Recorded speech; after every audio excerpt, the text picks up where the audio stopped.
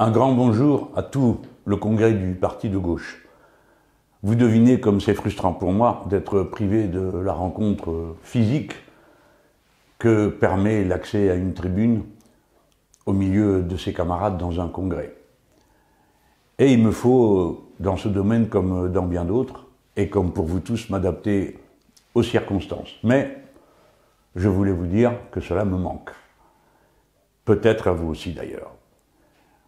Un congrès du parti de gauche est un événement politique bien plus important qu'il n'y paraît d'abord.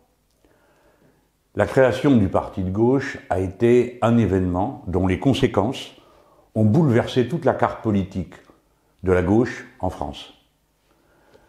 Ce que le parti de gauche a produit a bouleversé la situation politique du pays en faisant émerger une force qui, à peu de choses près, failli être présente au deuxième tour de l'élection présidentielle. Je parle du mouvement insoumis qui est l'héritier, la mise en œuvre, la réalisation des projets d'abord élaborés sur un plan théorique au parti de gauche.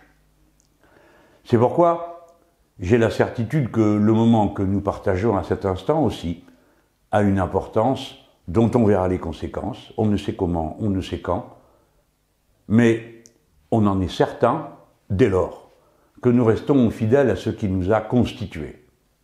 J'ai fondé le parti de gauche avec un certain nombre de ceux qui sont actuellement présents sur cet écran, ou qui n'y sont pas, ou qui n'y sont plus, parce qu'hélas, ils nous ont définitivement quittés.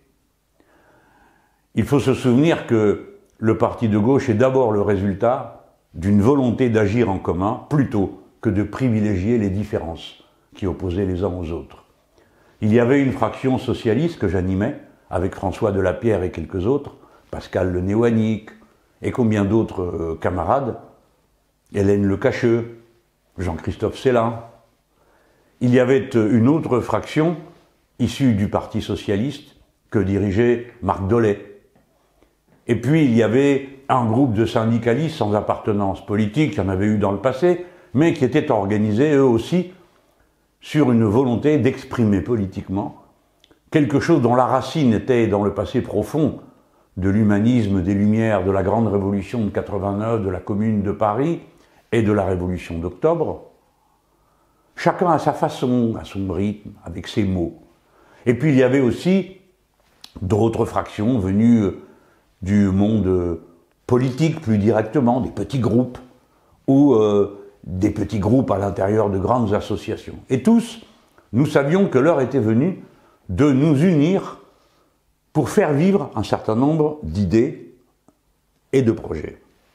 Avant toute chose, le parti de gauche n'a jamais été un dogme. Le parti de gauche n'a jamais été un monument historique.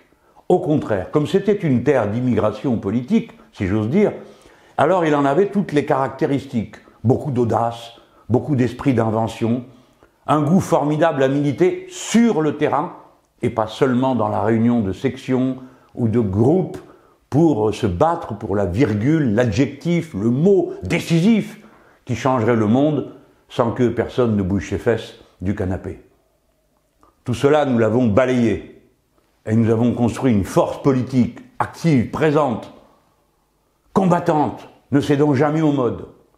Et ça, c'est notre plus grand apport dans un moment où tout s'écroulait, où toute volonté semblait s'épuiser et continue encore aujourd'hui à se disperser dans la panique au premier coup que l'ennemi porte. Il suffit que quelqu'un crie islamo-gauchiste pour que tout se passe sous la table, de peur d'être qualifié d'un tel terme, sans imaginer une seconde que c'est une manœuvre de l'extrême droite, qui elle agit en vue de la conquête du pouvoir, tout comme nous agissons en vue de la conquête du pouvoir. Le parti de gauche incarnait cette volonté d'agir et d'être ensemble.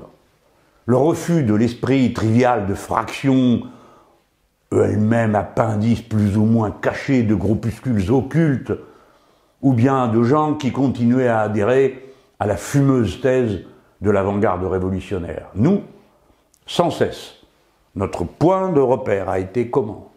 Faire en sorte que le grand nombre s'implique dans le changement décisif auquel il faut dorénavant procéder dans la civilisation humaine.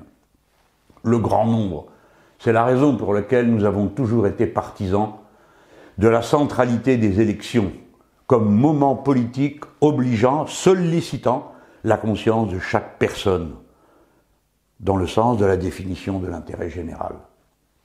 Les élections n'ont jamais été à nos yeux une concession, comme ça se disait dans l'extrême gauche, autrefois, il y a bien longtemps, qu'on faisait